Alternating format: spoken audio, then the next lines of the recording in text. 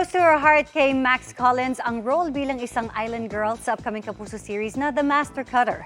Pero ang co-star niyang si Joe Berry, inaming very challenging ang gagampanan sa kanyang pagbabalik primetime. Makichika kay Nelson Canlas.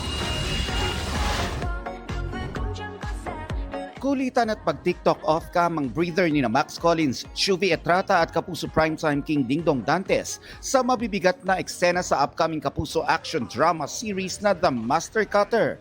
Sabi ni Max, malapit sa puso niya ang kanyang magiging role kaya hindi naging mahirap ang kanyang mga naging preparation. Kung nakikita rin daw ang mga sexy post ni Max sa social media na nasa beach siya, dala-dala niya ito sa kanyang karakter. My character is like an island girl, so I feel like it's very close to home. Since island girl naman talaga ako, I lived in Boracay, diba? I went to Palawan for a while to immerse. Nag-immerse, but palagi naman ako nasa beach. So I guess para lang before nag-taping kami sa Bataan, I wanted to be in the beach na para mas natural for me, the feeling of tan and I could do grounding. Para naman kay Joe Berry, magkaharong excitement at kaba ang kanyang pagbabalik primetime. Sa The Gift, huling napanood si Joe sa primetime kung saan kasama niya si Alden Richards.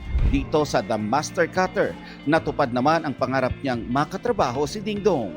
Sobrang layo po nito sa lahat ng nagawa ko and it's very physically challenging talaga sa akin. Kaya excited din ako kasi ngayon ko pa lang din nakikilala yung character ko as Ame.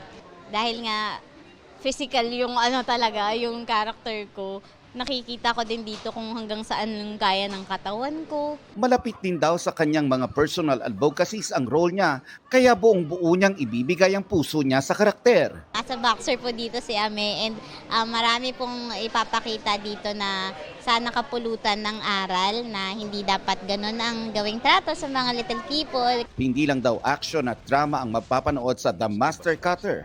Bawat galaw dapat sukat na sukat. Samot-saring emosyon daw ang bubulaga sa mga Kapuso viewers gabi-gabi sa bawat episode. Lahat kami, we all have a mixture of everything. So yes, there is a little bit of action, there's romance, there's comedy din, a lot of drama, but so lahat kompleto talaga for the whole family. Nelson Canlas, updated sa Showbiz Happening.